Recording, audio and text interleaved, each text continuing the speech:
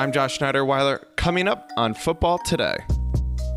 As Major League Soccer's 25th season is rapidly approaching, it's going to be a season unlike any other. That's because we'll have more teams than at any other time in league history. We've gone to measures to help guys, save money or save, other resources to be prepared for a possible strike, because that is a possibility. Although nobody wants that to happen, correct? But like you said, it's all about leverage. There's concessions to be had on both sides, but we've sent proposals over that we feel are very reasonable and we feel strongly about. In the last 5 years, MLS has rapidly changed. There are 6 new teams, franchises are being bought for hundreds of millions of dollars, and attendance is at an all-time high. Yet, if you ask the players, more changes are necessary. With the MLS season set to get underway on February 29th, the clock is counting down for the league and the players to thrash out a new collective bargaining agreement. Today, we break down the negotiations and ask, what do they tell us about the league entering its 25th season?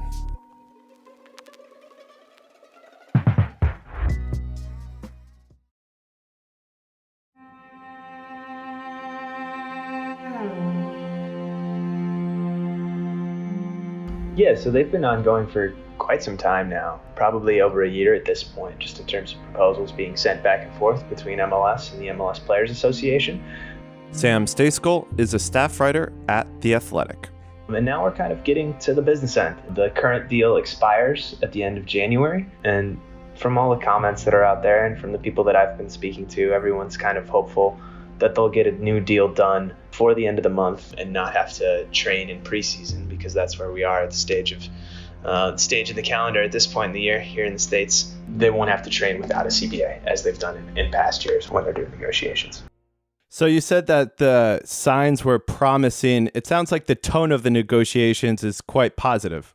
Yeah, I think so. I mean, it's the same lead negotiator on the MLSPA side as it's been throughout the entire time that they've been doing CBAs in MLS, which dates back about, I think, 15 years now. And it's the same group of people at the league. So this isn't their first rodeo together. They're generally pretty collegial people.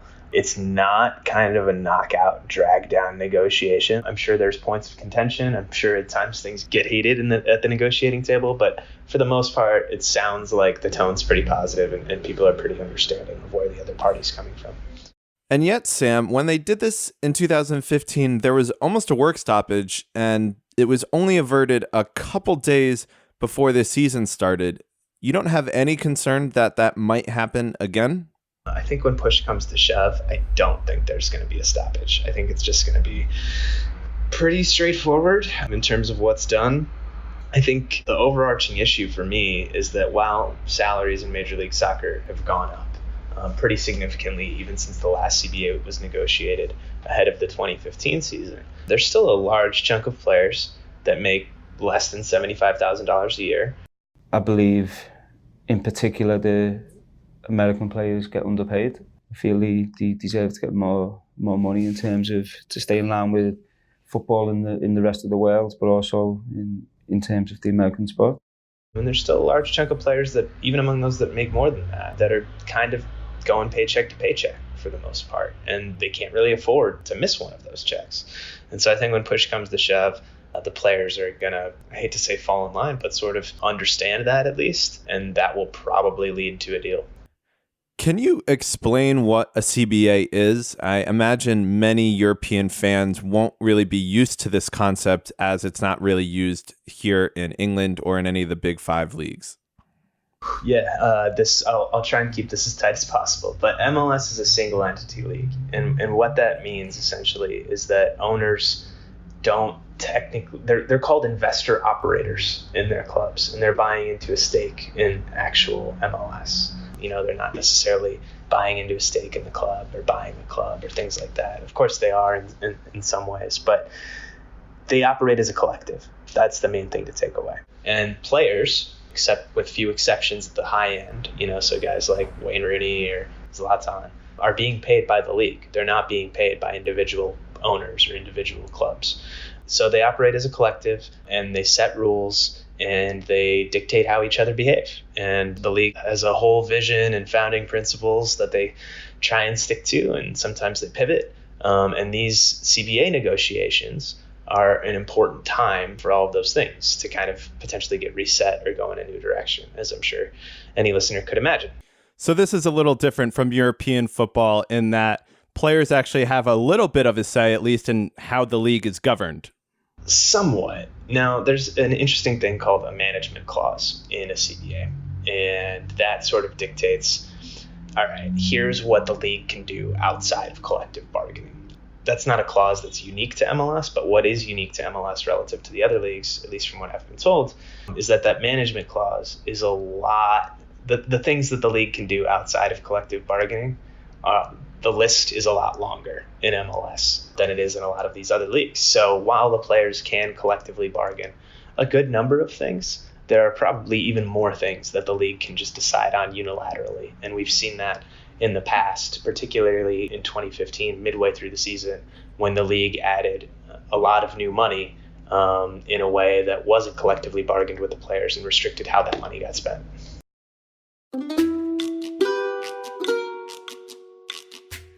Was it always like this in MLS? Basically, the players at the beginning didn't even have a union. They didn't have much rights. The league could do whatever it wanted. Eventually, they certified, they got together, they started negotiating CBAs for more things that they wanted, right? Now, for the most part, this is pretty typical in American sports. All of the major sports leagues here have their unions.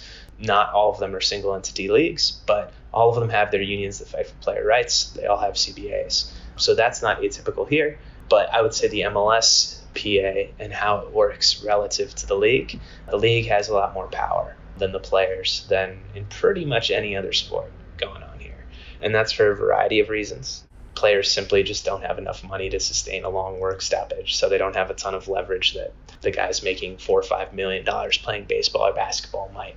So that's a big thing. And the league doesn't have the revenues that the other league has, so they don't. It's harder to kind of point to, hey, you're making money hand over fist here, give us more of it or listen to us more, when the owners can kind of cry and claim poverty, however true or untrue that might be.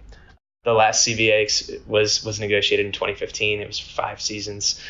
Now a done deal. Late breaking tonight, Major League Soccer and the Players Union reach a collective bargaining agreement, meaning game on. Tonight, Major League Soccer and the Players Union agreeing to a new labor deal. Players getting the all-important free agency. So it's coming up, and they have to negotiate a new one. And if they don't agree, then there's a work stoppage. So what's at stake in this negotiation? Yeah, so a few different things. I mean, player movement is certainly one of them. Free agency in MLS is kind of a tenuous, fraught system. It's not really full free agency. Right now, you have to be at least 28 years old and have at least 8 years of service in the league in order to be a free agent. And then even then, there are limitations on what kind of contracts you can sign if you leave your club and all of those things. So that's one of the issues on the table. I think more transparency in terms of how MLS conducts its business, kind of how the league adds to its roster rules, which are numerous and confusing. The union wants that. And so those are two of the main issues on the table. There's been a lot of noise about charter flights as well. I think that one it's certainly an issue. I don't think in terms of like the hierarchy of all of them, it's particularly high up there, but it's something that they're talking about. And then, obviously spending, right? The union wants spending to go up. Notably, they've said in the past, and I believe this to be the case this time as well, that they don't really negotiate that so much just because they're confident that the state of the global game will compel MLS and its owners to raise their spending on their own. So they don't feel like it's something they necessarily need to negotiate, but it's something that will happen naturally. And so they're more concerned with how that money gets spent and what the mechanisms look like. So let's unpack some of these issues that they're ironing out. Where do you want to start? I think that last one's probably a pretty natural lead into TAM, if you wanted to discuss that. So TAM is one of these things that no one in Europe will understand, but is really big in these negotiations. In fact, it's central to these negotiations. What is it, and what are they disagreeing on? Right. So TAM, or targeted allocation money, is essentially a bucket of money that teams are allowed to spend above and beyond the salary cap.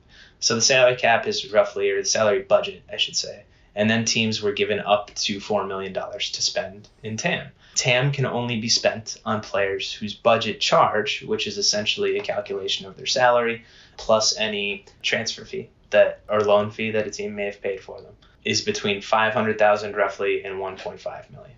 So what TAM basically did was it created this new bucket of money that teams could spend essentially only on players that were coming from outside of the league. And that was added, I think, 3 months after the 2015 CBA was agreed upon by the league. That wasn't something that was negotiated by the union. And the union, while they, of course, like more money being spent on players, they want that money available to all players. They don't want it just restricted to a certain set of players who are only making between 500 and 1.5 million. They want the guy that's at 300,000 to be able to get a raise to 350 or 400. So they want that money available to a wider, broader group of players and not just available to that certain subset.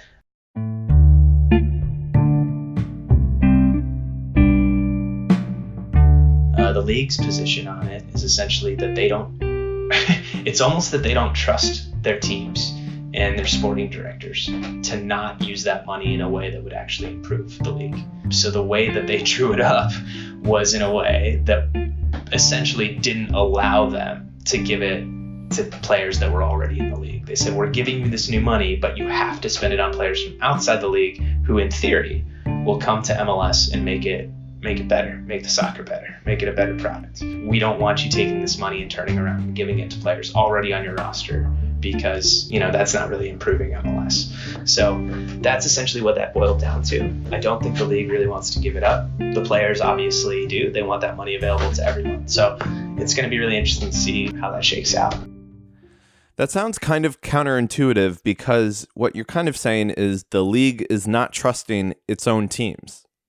Yeah, a little bit. And so to give a little bit of the background, right? MLS for a long time in the early stages really struggled. At a certain point, there were 3 ownership groups that owned all 10 teams in the league. And so when you have a system like that, you almost have to have centralized control because these people aren't necessarily hiring super qualified GMs or technical directors or sporting directors, whatever you want to call them. And those people don't have staff to go scout or to really even just take a trip to England or South America or Portugal or wherever to go see a player in person. So the league really had to kind of help out in terms of player signings, right? And so back in those days, this was a little bit more justified. And not that it's a lack of trust, but the league was like, okay, we need to be an actual resource for these teams. And we need to ensure some equity too, right? Because if you have 3 owners owning 10 teams, you don't really want them playing favorites, right? So, you want all 10 teams to have a solid chance. So they played a little bit of a role of gatekeeper there. And so this is a little bit of a vestige of that. I think MLS teams have vastly outgrown that. The league is, there's 30 teams announced. There will be 26 of those teams playing in the league in 2020. They're spending millions upon millions of dollars on their scouting staffs and technical directors and all of those things. So trust them. If they fail, they fail, but let them fail on their own terms. Yeah, it seems like that's one of the big issues that might hopefully be ironed out in this negotiation is just the different amount of rules that you have to navigate. It can feel like a minefield at times. So is there a good chance that this might all get simplified into something that the average fan can actually understand? I don't think so. No. I think the union would like that. I don't think the league is motivated to change those things. And I think there are a million reasons why. And I think you're kind of getting into the psyche of owners, even potentially that don't want to tell their own people no, but can sort of point to league rules and say, hey, this is why I can't spend. It's not me, it's the league. That's probably part of this. A lot of it is these people at the league. They've been entrenched. They've designed this league, and they don't want to give up their own personal power, which on an individual level is maybe understandable. No one wants to lose influence. Certainly if you've been in a place for 25 years and you feel like you shouldn't, I can get that. But at the same time, I think for the growth of MLS, I think it is time to kind of take a step back and make these things a lot simpler. I was talking to a source the other day who's a GM, and you have these phone calls with people like that. And it's almost like you need a separate MLS law degree. That's the level of detail we're dealing with here. And, you'll have GMs who will call me and certain colleagues of mine, and you'll have arguments. How is this rule interpreted? How does it apply in this situation? And you'll have disagreements with GMs. And maybe it turns out he's right, maybe it turns out you're right. But the fact that you're even having those discussions is kind of absurd. So Me and a colleague of mine, Paul Tenorio, wrote an article a month or two ago, just kind of how we would redesign the MLS rules and make them a lot more simple while still maintaining some elements that MLS would want to get rid of. And it was like 4,000 words. Like, these things are complicated, and there's a lot of justification that needs to go into all of them. But at the end of the day, I don't think MLS is going to make it much more simpler. So just to paraphrase, these complex rules are there to limit owner spending and keep certain people in positions of power. So yeah, a lot of these rules are in place to prevent owners from competing with each other, right? So there's, once an MLS team decides that they want to sign a player, no other MLS team can go and try and sign that player. So you avoid bidding wars, you control costs, and that's really a major thing here, is controlling costs. So the LA Galaxy are going to sign Chicharito. The Chicago Fire can't come in and make an offer of double what the Galaxy would pay to him. That's an idea, that's a feature of the league. And so that's a reason for a lot of these rules. A lot of it harkens back to the lack of trust that the league had in the GMs back in the early days that still exists, I think, on certain levels. And sure, I'm sure on a very human level, people at the league probably want to maintain a little bit of control that they would lose if the roster rules got simplified and there was less of a need for them to kind of dictate or be consulted with and all of those things. I have a feeling that this podcast is only going to raise more questions to certain people listening than answer, but no, for sure. It's like I said, never ending. And good evening, ladies and gentlemen. Welcome to flight number 314 with service from Chicago to Dallas. We are now ready to begin boarding. Some people might be surprised to see flying as part of this negotiation. What's that disagreement about?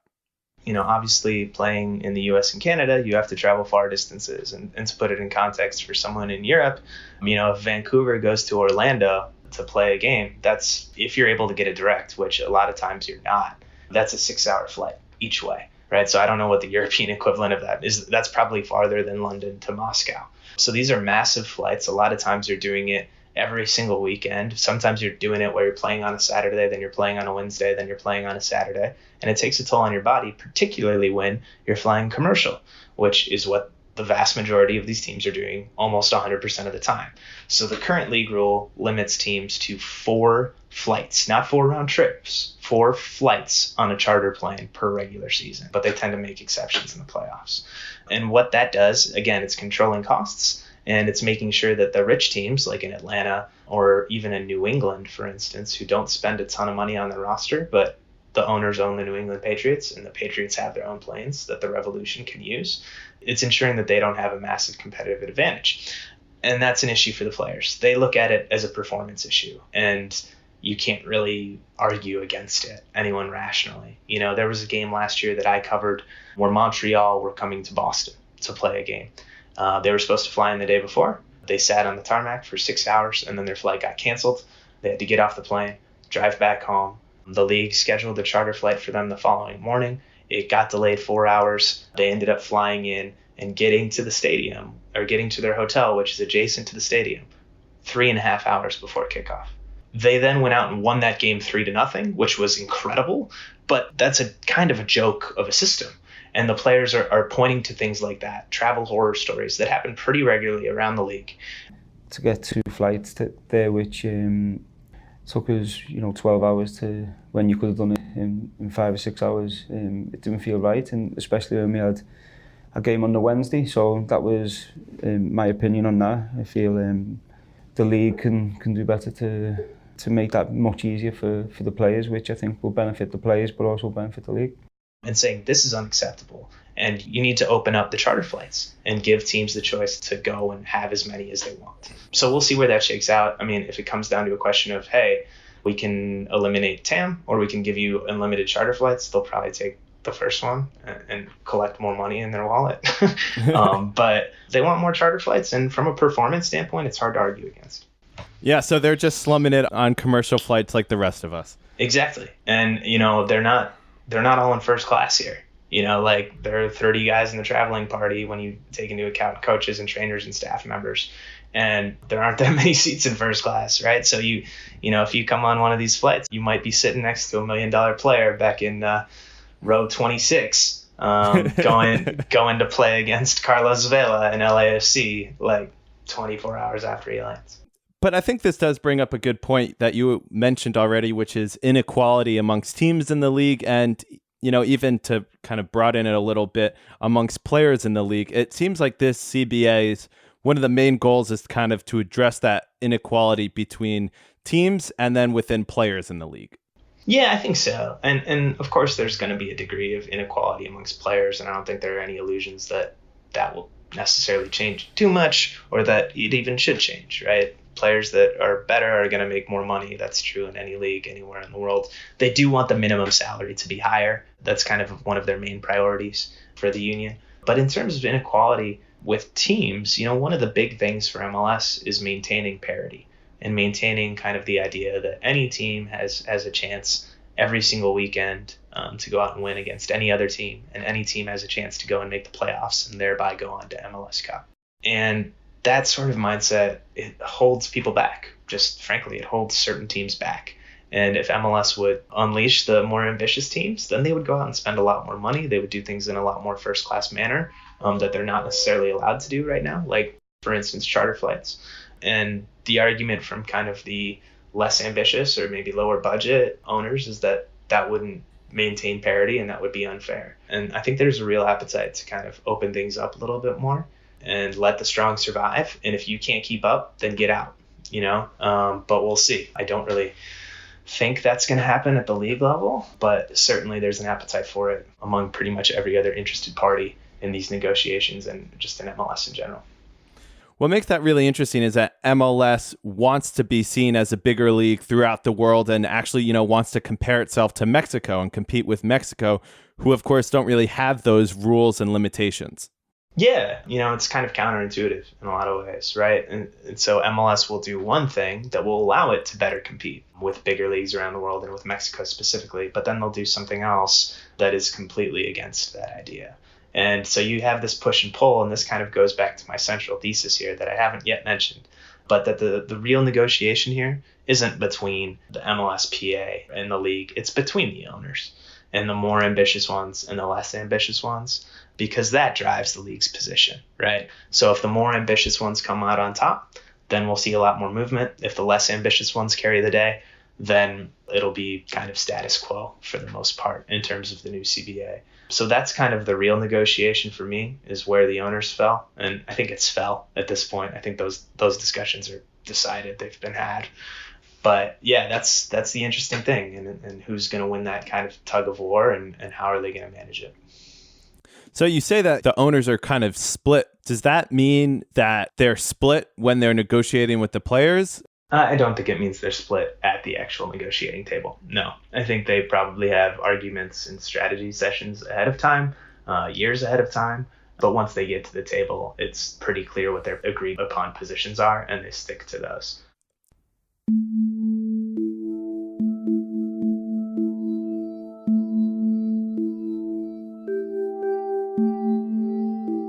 You say that this is really a negotiation between owners, and that's kind of your central thesis. What else does this tell us about the current state of the league in 2020? I think it kind of shows that there's still a long way to go. I think it kind of shows that we get bogged down on a lot of issues that are certainly important, but when it comes to the actual kind of long-term growth of the league, maybe they're a little bit more tangential. And I think when you really take a step back and you look at everything that we're talking about and everything that we've discussed on this podcast, you look at a league that's it's bizarre, right? This is unlike any other soccer league in the world. And I think there are some things that are good from that, but I think a lot of things are kind of backwards. And I think when you do take that step back, you see a league that's sort of tried to reverse engineer outcomes. And I get that. But it shows you almost, I don't want to say the impossibility, but how hard it is to build a league in a market like the United States and Canada with so many other sports when you're playing catch up so much in terms of time, right? This is a new league still. It's 25 years old, but soccer's a new sport. And if you're going to really succeed like you do with the Premier League or with the leagues in South America or elsewhere in Europe or even with the NBA or the NFL, where they are today is a product of decades and decades and decades of history and generations loving the game and individual club growth and all of those things. And it's sort of more grassroots. And MLS is not that. And that's not really anyone's fault. That's more of just a function of time and trying to race ahead, maybe skip steps. And that's sort of created this almost Frankenstein monster of a system that the league has today. But when you take a step back, I think that's what becomes clear to me is that, hey, this is a little bit of a Frankenstein monster of a system. That's not to say it can't work, but it just drives home how crazy it all is and how unique it is, and how different it is than any other soccer league in the world. And even like a lot of the leagues here in the States.